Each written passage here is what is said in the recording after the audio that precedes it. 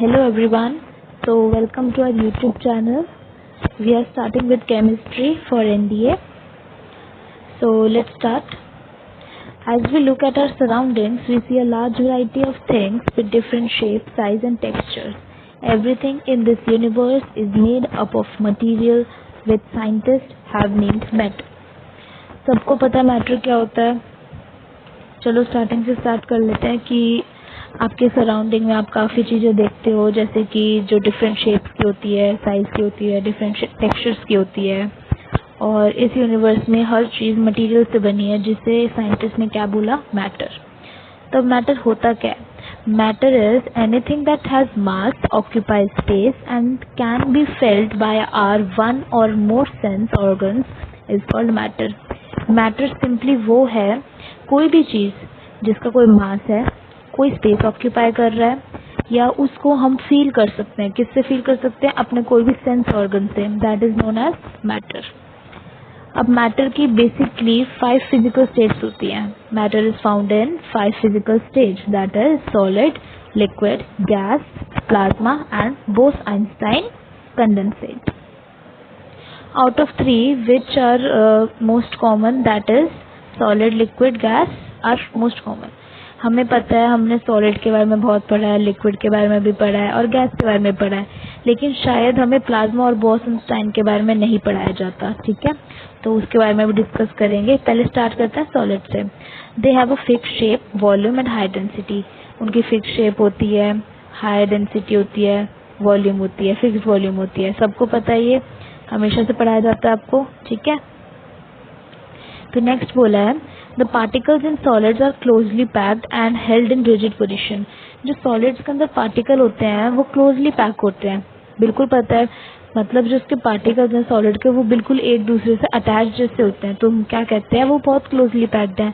ठीक है, और हेल्ड इन रिजिड पोजीशन, इसका मतलब क्या हुआ कि जो पार्टिकल्स हैं उनके अंदर इंटरमॉलिक्यूलर फोर्स ऑफ जो अट्रैक्शन है, यानी IFA, जो ये अट्रैक्शन है, ये काफ़ी टाइट होता है, मजबूत होता है, स्ट्रॉन्ग होता है. ठीक है, जिसकी वजह से क्या होता है, ये मूव नहीं कर पाते, मतलब ये अपनी पोजीशन चेंज नहीं कर सकते, लेकिन ये वाइब्रेट कर सकते हैं.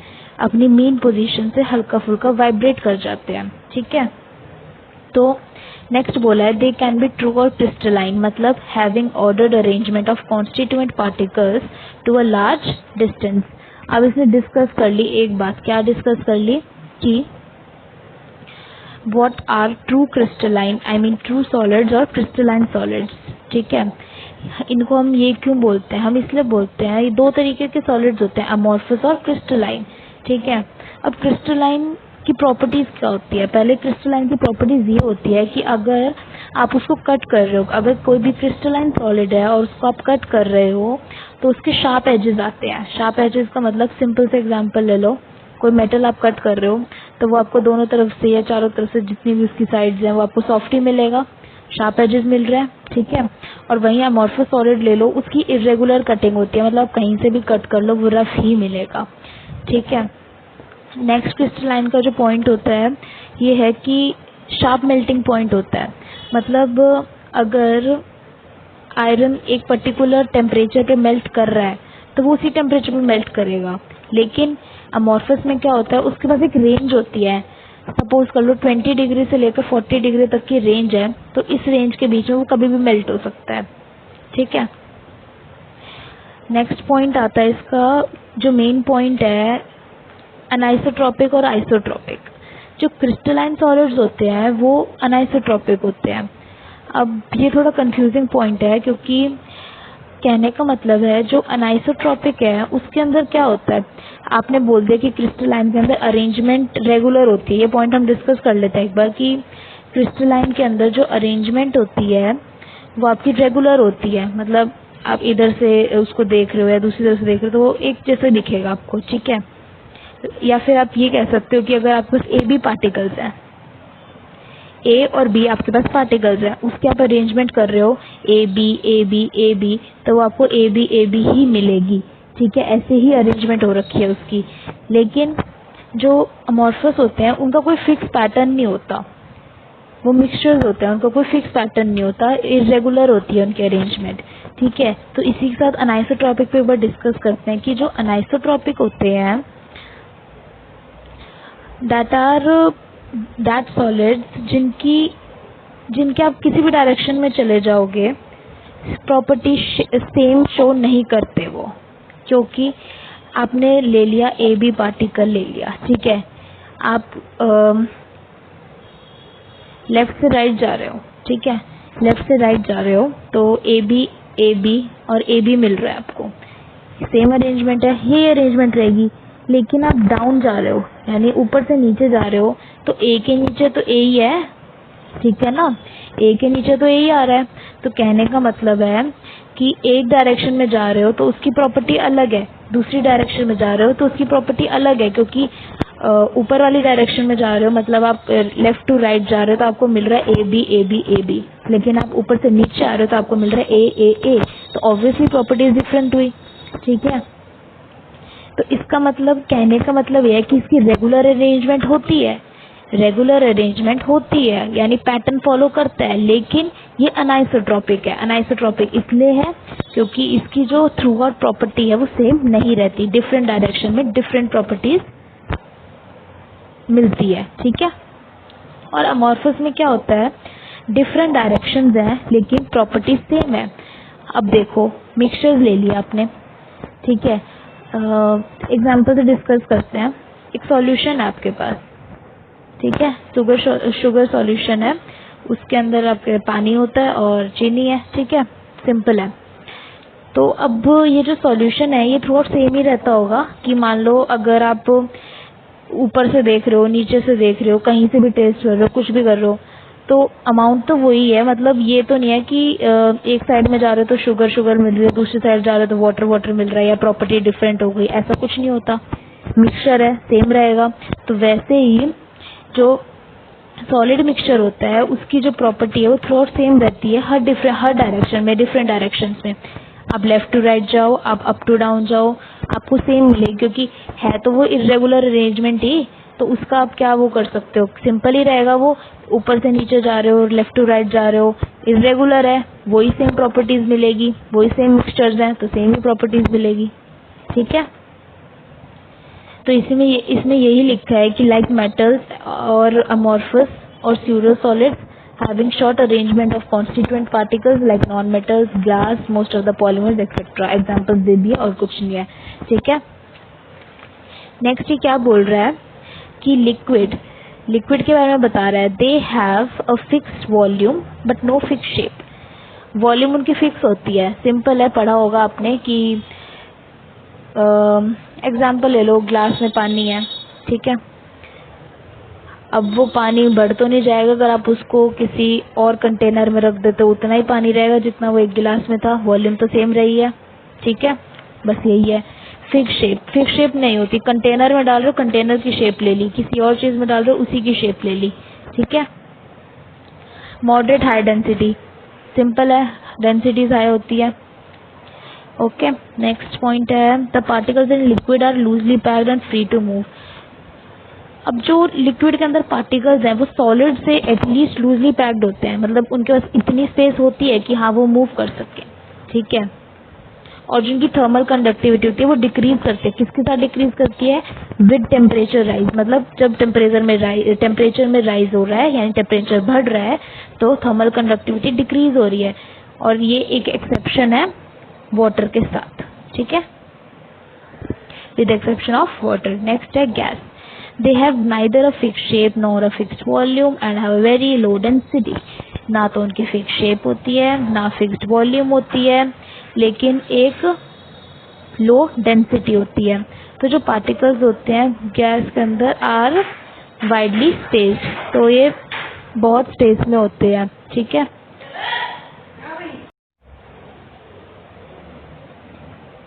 तो जो द पार्टिकल्स हैं in the gas are widely spaced apart and uniformly distributed in the container, मतलब हर जगह गैस सेम ही रहेगी, ठीक है, क्योंकि उसके पार्टिकल रैंडम डायरेक्शन में मूव करते हैं, ठीक है ना। तो नेक्स्ट चलते हैं एक बार। अब ये बता रहा है आपके पास 2 मोर स्टेट्स होती है यानी plasma and बोस-आइंस्टाइन।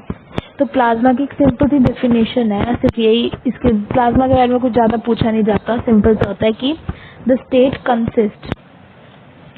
Consist of super energetic and super excited particles which are in the form of ionised gases.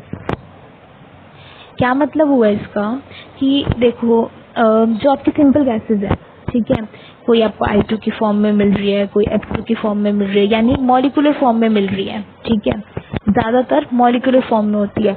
लेकिन जो प्लाज्मा के अंदर गैसियस स्टेट होती है वो आपको आयनाइज्ड फॉर्म में मिलती है, ठीक है।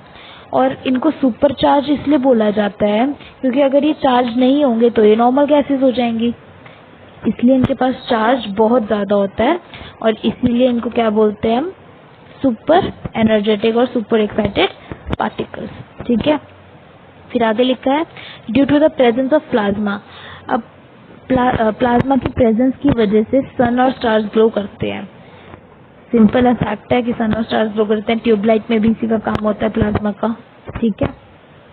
नेक्स्ट है BEC यानी Bose Einstein condensate. They are formed by cooling a gas of extremely low density to super low temperature.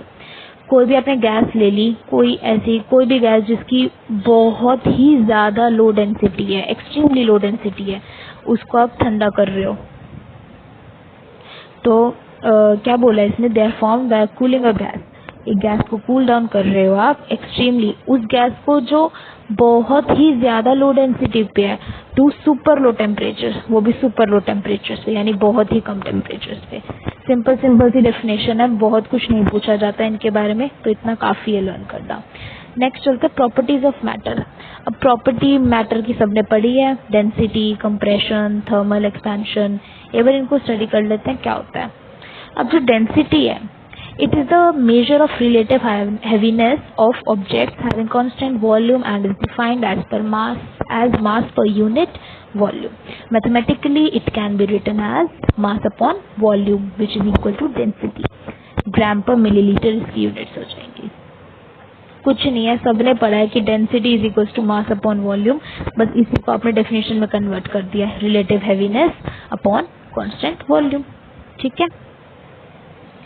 अब इसने एक एग्जांपल दिया कि at 4 degree Celsius density of water, जो डेंसिटी है वाटर की वो मैक्सिमम हो जाती है और वॉल्यूम कम हो जाती है। सिंपल है, वॉल्यूम मिनिमम हो जाती है। अगर डेंसिटी मैक्सिमम है तो वॉल्यूम मिनिमम है, क्योंकि इनवर्सली प्रोपोर्शनल है, ठीक है। तो gases possessive very low density, और जो गैसेस है वो क्या पोजेस करती है, वेरी लो डेंसिटी, ठीक है। Compression, gases are more compressible because of the presence of large intermolecular spaces while solids are least compressible. इसने कुछ नया नहीं बोला, वही बोला जो आप लोग अभी तक पढ़ते आ रहे हो कि गैसेस बहुत ज़्यादा कंप्रेसिबल होती है एज कम्पेयर टू सॉलिड्स, क्योंकि सॉलिड्स बहुत लीस्ट कंप्रेसिबल होते हैं, बहुत कम कंप्रेसिबल होते हैं। क्योंकि अब गैसेस इतनी कंप्रेसिबल क्यों होती है, क्या खास वजह है? वजह यही है कि उसके अंदर स्पेस होती है, इंटरमोलिकुलर स्पेस होती है जो सॉलिड्स के अंदर नहीं है, ठीक है, इसीलिए वो कंप्रेस हो जाते हैं। अब compressibility of liquid lies in between the two other states. जो कंप्रेसिबिलिटी है लिक्विड्स की वो दो स्टेट्स के बीच में लाई करती है, मतलब ना ज़्यादा है ना बहुत कम है, थोड़ी बहुत ही है, ठीक है। थर्मल एक्सपेंशन, थर्मल एक्सपेंशन होता क्या है? थर्मल एक्सपेंशन वो होता है, टेंडेंसी है, किसकी टेंडेंसी है? मैटर की टेंडेंसी है, यानी tendency of matter to change its shape, area, volume in response to change in temperature. मतलब टेम्परेचर के साथ ये सारी चीज़ें चेंज हो रही हैं, ठीक है। थर्मल एक्सपेंशन वो है, तो यानी ये मिनिमम होती है किसके केस में? सॉलिड्स के केस में, बट मैक्सिमम होती है किसके केस में? गैसेस के केस में। Because intermolecular force of attraction is maximum in solids but minimum in, जो इंटरमोलिकुलर फोर्स है वो मैक्सिमम होता है किसमें? सॉलिड्स में, लेकिन मिनिमम होता है किसमें? गैसेस में, ठीक है। अब एक बार ये और पढ़ लो कि change of state of matter कैसे होती है। सब पढ़ा हुआ है, boiling point, melting point, sublimation, freezing, evaporation, latent heat, सब पढ़ा हुआ है, एक बार रिकॉल कर लो। This is the phenomena of change of matter of one state to another state and come back to original attain the original temperature and pressure. कुछ नहीं है इसमें। नेक्स्ट देखो, boiling point. The process of conversion of liquid, the process of conversion of liquid into vapor by heating is called boiling. कुछ खास नहीं बोला, सिर्फ यही बोल रहा है कि प्रोसेस है. किसका प्रोसेस है? कन्वर्जन का. कौन सा conversion? Liquid into vapour. Main point है कि लिक्विड इनटू वेपर को चेंज कर रहे हैं. किसके थ्रू? हीटिंग के through. That is boiling. And what is boiling point? The temperature at which vapour pressure. जहाँ वेपर प्रेशर पता है क्या होता है? वेपर प्रेशर वो होता है the pressure of vapour when it is in contact with liquid or solid form, that is vapor pressure. ठीक है. एटमॉस्फेरिक प्रेशर सबको पता ही है. Pressure that is exerted by the weight of atmosphere. ठीक है. तो क्या होता है? वो temperature at which vapor pressure and liquid becomes equal. Vapour pressure of liquid becomes equal to the atmospheric pressure. यानी वेपर प्रेशर और एटमॉस्फेरिक प्रेशर इक्वल हो जाते हैं तो हम उसको बॉइलिंग पॉइंट कह देते हैं. जो बॉइलिंग पॉइंट है वो इंक्रीज होता है. कब? किस केस में इंक्रीज होता है? जब आपकी इम्प्योरिटीज ज़्यादा होती है. ठीक है. हाई एल्टीट्यूड पे क्या होता है? हाई एल्टीट्यूड पे बॉइलिंग पॉइंट डिक्रीज कर जाता है. क्यों डिक्रीज कर जाता है? क्योंकि एटमॉस्फेरिक प्रेशर लो हो जाता है. ठीक है. सिंपल पॉइंट है, ये तो आपने डिस्कस भी करा होगा. ठीक है. नेक्स्ट ये बोल रहा है कि फूड टेक्स एग्जाम्पल दिया है कि food takes more time for cooking at higher altitudes and similarly pressure cooker food cooks early due to elevation in boiling point. ठीक है. नेक्स्ट बोला melting point, the process of conversion of solid. अब ये कौन सा process है? Conversion का है. कौन सी कन्वर्जन का? सॉलिड से लिक्विड में. किस प्रोसेस से? हीटिंग प्रोसेस से. लेकिन टोटल प्रोसेस को क्या कह देते हैं? मेल्टिंग. और मेल्टिंग पॉइंट क्या होता है? The temperature at which a solid state convert होती है किसमें? लिक्विड स्टेट में. That is melting point. Sublimation, it is the process of heating a solid. एक ये प्रोसेस है. किसका प्रोसेस है भाई? सॉलिड को हीट करने का, जिससे वो किस में कन्वर्ट हो जाए? डायरेक्टली गैस में कन्वर्ट हो जाए. एग्जाम्पल दे रखा है आपको नैफ्थलीन एंड कैम्फर. पता ही होगा कैम्फर क्या होता है. इसका एग्जाम्पल आप ले सकते हो कि चलो जो कैम्फर है, यानी चलो नैफ्थलीन बॉल्स ले लो. नैफ्थलीन बॉल्स है आपके पास. आप उसको कोई कपड़ों में डाल रहे हैं, कोई किसी चीज़ में डाल रहा है, क्लोथ्स में डालते हो आप उसको, तो थोड़े टाइम बाद देखते हो वो टाइम के साथ डिक्रीज होने लग जाती है. क्यों? सब्लिमेशन प्रोसेस फॉलो कर रही है. ठीक है.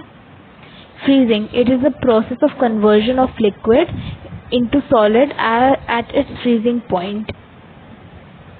फ्रीजिंग क्या है? फ्रीजिंग वो है जो लिक्विड को सॉलिड में कन्वर्ट कर देती है. कब कन्वर्ट कर देती है? उसके फ्रीजिंग पॉइंट पे.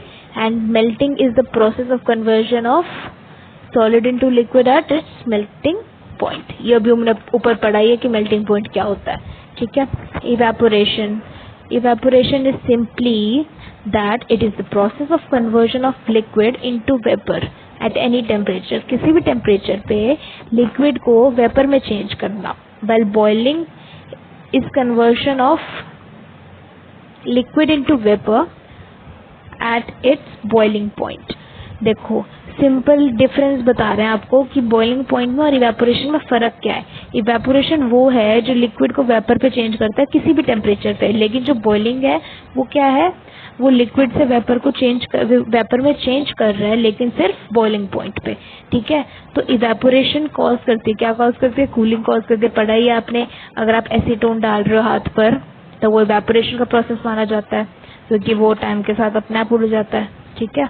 तो evaporation causes cooling as the liquid takes energy for evaporation from surroundings. यही बोला इसने. आप हाथ पे एसीटोन डाल रहे हो, ठीक है, तो वो आपके हाथ की हीट ले लेता है और ऊपर वेपराइज हो जाता है. ठीक है. और सराउंडिंग्स को क्या कर देता है? कूल कर देता है. ठीक है.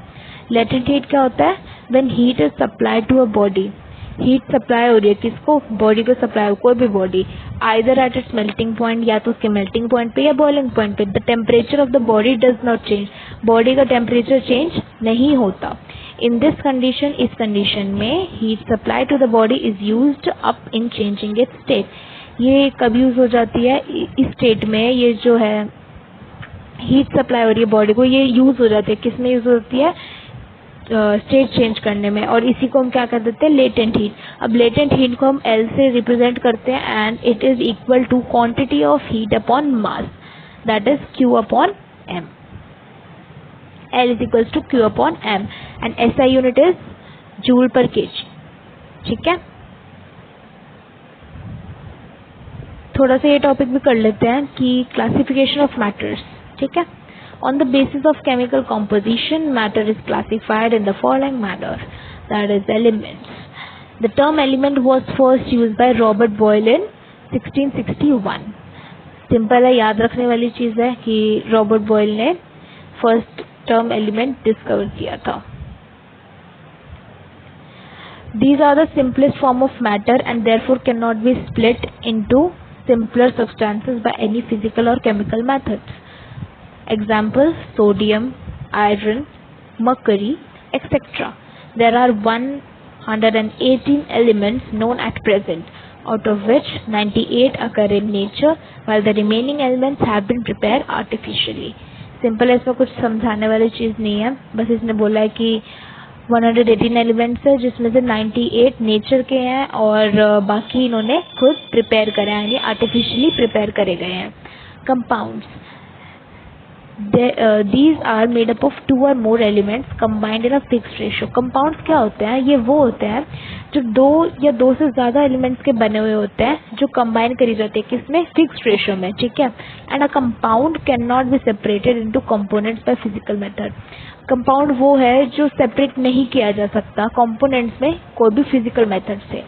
तो यानी the properties of a compound are entirely different from those of a constituent elements. एक कंपाउंड की प्रॉपर्टी एलिमेंट से काफ़ी डिफरेंट होती है। ठीक है, compound has a fixed melting point, compound का जो मेल्टिंग पॉइंट है वो फिक्स्ड होता है, बॉइलिंग पॉइंट भी फिक्स्ड होता है। ठीक है, a compound is a homogeneous substance, example water, ammonia, sugar etcetera. ठीक है, तो होमोजेनियस मिक्सचर के बारे में नेक्स्ट लेक्चर में पढ़ लेते हैं। तो हम नेक्स्ट लेक्चर में स्टार्ट करेंगे मिक्सचर से। For today, this much only. Thank you so much.